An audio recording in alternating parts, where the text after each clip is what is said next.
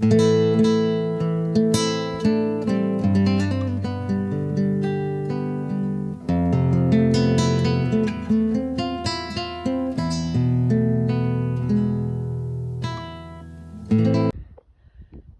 folks, this is Travis, and this is part 2 of the segment dealing with stirrup leathers.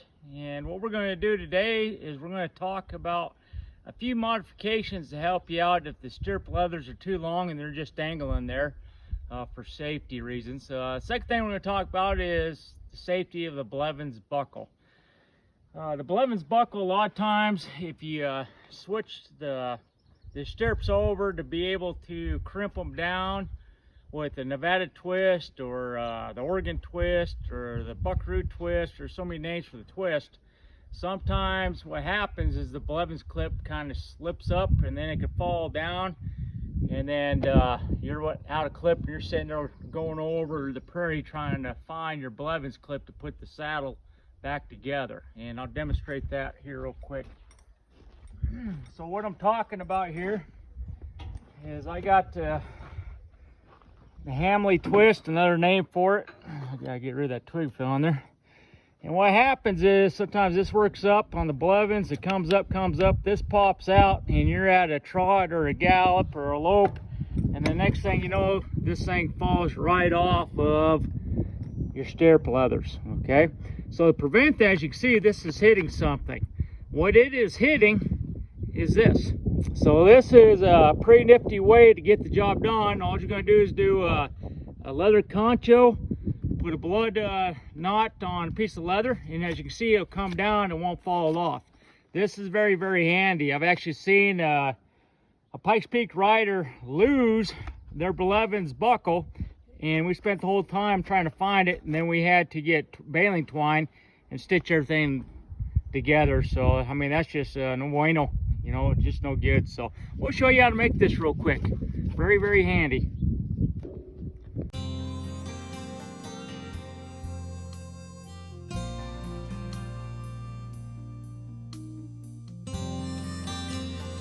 So I just showed you the example of the saddle. And if you're kind of wondering about this saddle, this weight saddle, it's a Jeff Haslam saddle. It was originally made out of Montana. I believe it's a custom saddle, and he kind of moved to Idaho, last I've been told. And so what we're going to do is we're going to do the same thing. We're going to take one of these leather conchos. We're going to come over this McCall saddle that I have, another Wade. And you can see I have nothing here to stop my Blevens buckle from sliding down and off.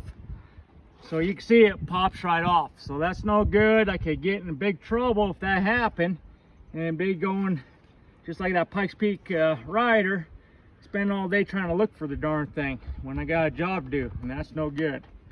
So the plan is we're gonna cut a hole out, put it right here, and that'll prevent the buckle from sliding right off. That's how we're going to do it. So no further ado, we're going to show you a cool way to accomplish this. Alright folks, what I did is I went down to your normal Tractor Supply, leather store, Tandy Leather, whatever. Ordered on the internet, whatever you prefer. And just go grab a leather concho. I got a leftover leather piece of concho from an old saddle. And all I'm going to do is trace out the spot where I'm going to punch the holes like such. You can use a nail instead of a scratcher. You can use an old bullet shell to be able to punch the leather. And I'm just going to grab. Alright folks, so what we're going to do is basically make some slits. I don't have the proper punch, but we're going to make do and make the same thing happen. So I'm going to show you how to make this setup.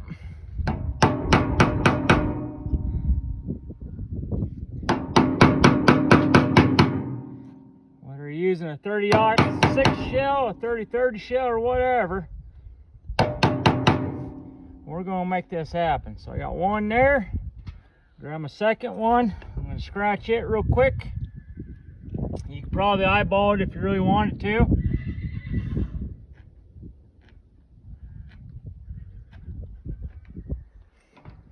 Like I said, piece of nail worked just fine.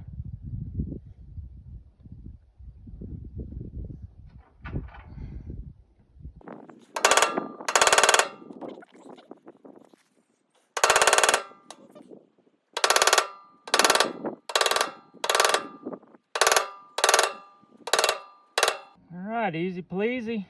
That's all there is to it. Okay, now what I'm going to do is I'm just going to grab some saddle string leather, no different than this right here.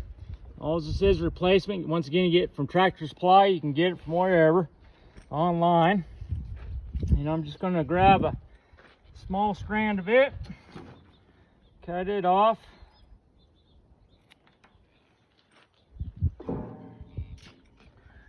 Then what I'm going to do is I'm just going to kind of cut out a sharp edge, just kind of make it kind of pretty on both sides. And I'm just going to make an arrow point.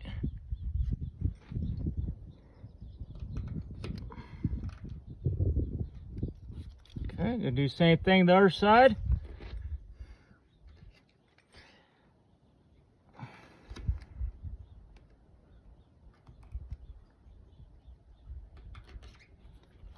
Voila. So the whole point's going to be is we're going to set this up where it can actually go through the slots we just made, through the stirrup leather, and then what we're going to do is cut some little holes through here that it actually can feed through. So I'm going to make sure both sides are kind of even for what I kind of like. Okay, so the first one I'm going to mark right here. I gotta make room for the stirrup leather, so I gotta remember that there. Okay.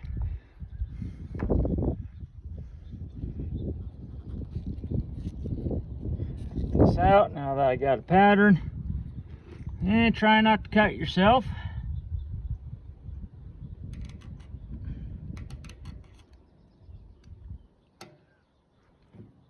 Yeah.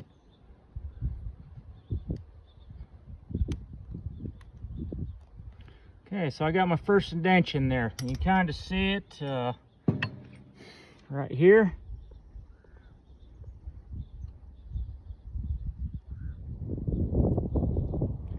There you go. You can see the slit right here. Okay. Now what we're going to do is we're just going to keep feeding off of that.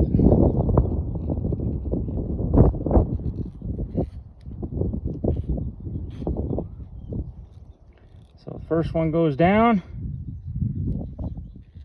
into the slot.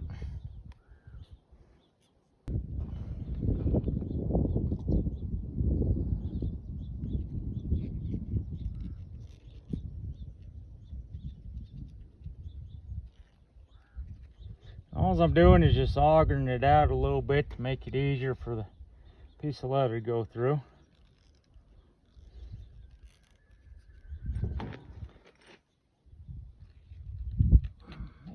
A bit longer.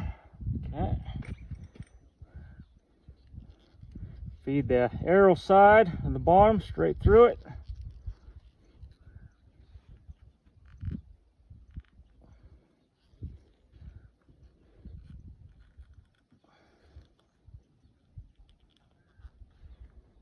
It's being a little bit stubborn there, so let's loosen it up further down below. There we go.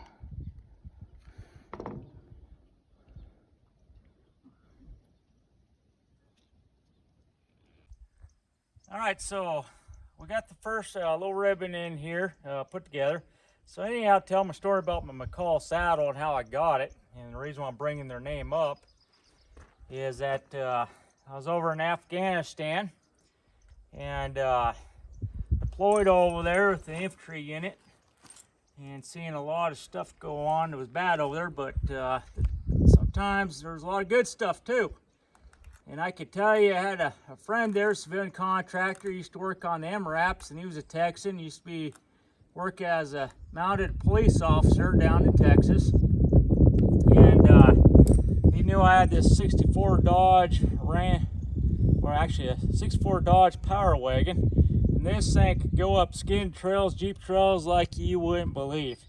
And he's seen a picture of it, because when you're deployed you talk a lot, you talk about this, talk about that, and so forth. Showing the pictures, and he said, "You ever gonna sell that thing?" I said, "No, probably not."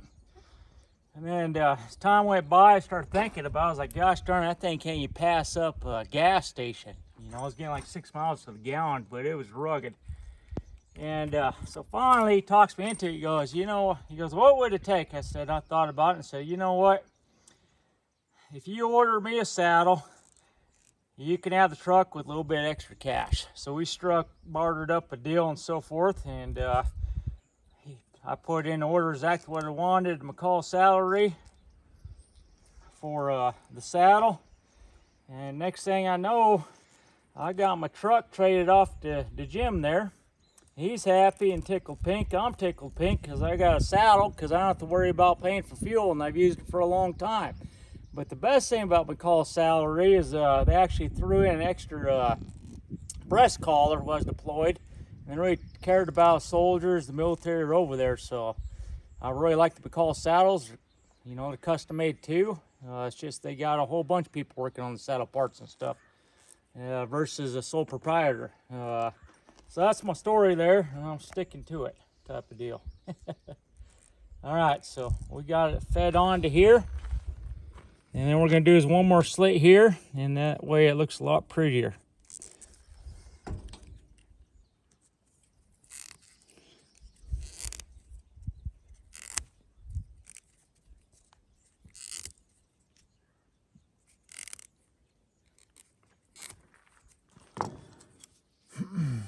Cut this a little bit closer.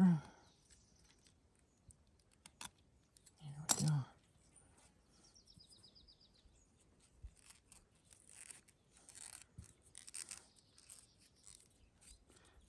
Go.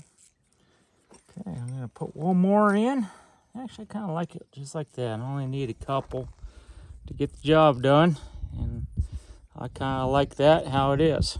All right, so that's all you do for that. You can reverse this where this is down and this is rough out. It really doesn't matter, just as long as you get the job done. All right, so the next step is we're going to grab the stirrup leather over there. We got to do the same thing. We're going to have to lay it down and punch a hole on it. So let me readjust all this real quick. All right, so this is step number 2. Once we're done here, we're just going to set up the pattern. I'm going to put it right here. I'm going to mark exactly where I'm going to put the next punch hole.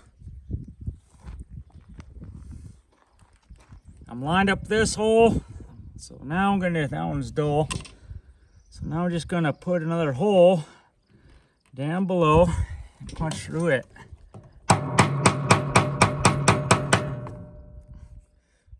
And let me remind you, I'm not a saddle maker. I'm not a leather artisan. I'm just a simple Joe getting the job done here. Okay, so we're getting closer now. I'm going to make both holes a little bit wider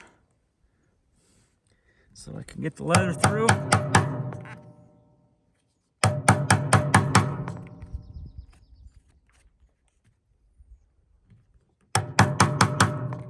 Okay, now we're just going to do a simple measurement, make sure leather can go through. It's not going through so easily, so I'll make one more on the other side.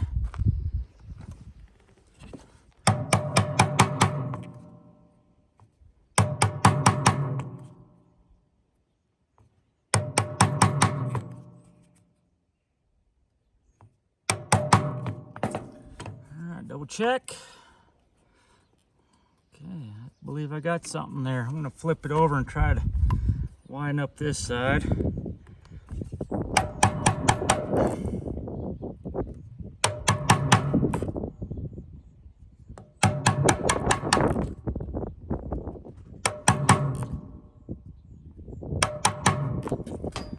And now we're going to check again.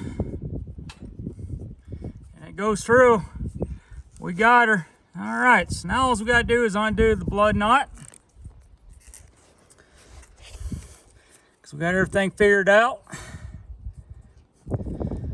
Now, not only can you just use a leather concho, but you can also throw these conchos on. And I think what I might do is I might actually do that, since I got a little bit of bling on this old saddle.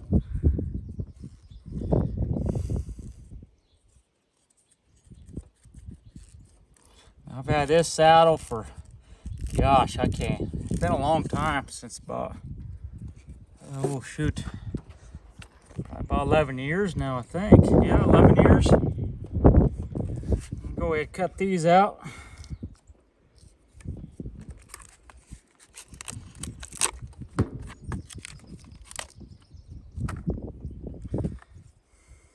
Okay.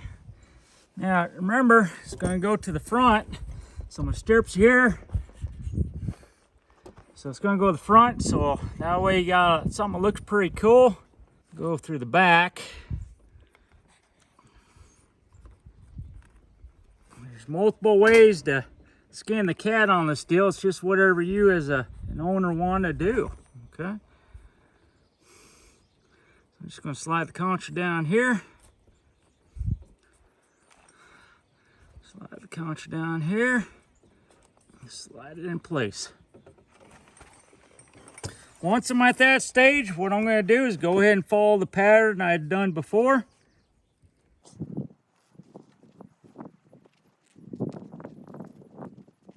Grab my needle nose pliers, go ahead and grab the sharp arrow point, pull it through. Good. I'm going to twist it over. Now I'm going to go straight down.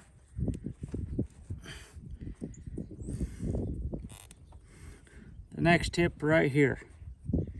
Now you can see this time what I've done is flip the leather so it's matching. And the reason I did it because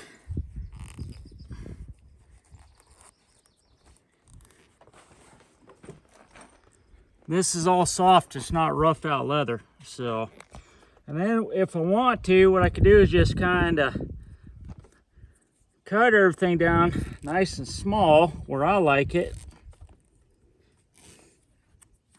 Trying to get this piece of leather rotated real quick so it looks prettier.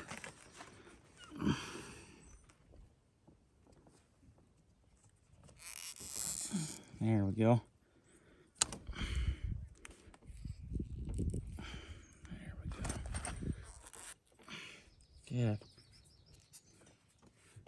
All right, I like that a lot better.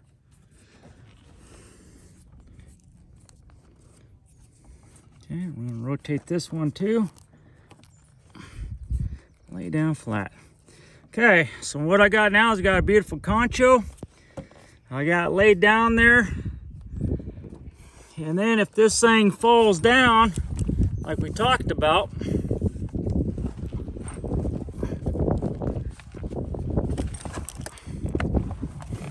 slides down, it hits it, it stops it. It's not going to fall off. So you got a little bit of decoration on your side. So now we've done one side. I'm going to go ahead and do the other side real quick.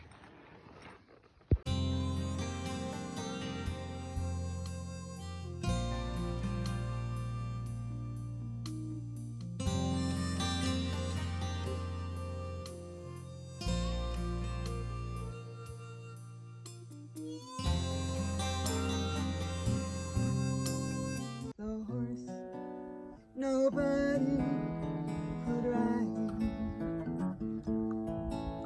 For a while she ignored him, and she moved in toward him, and circled and stood by his side.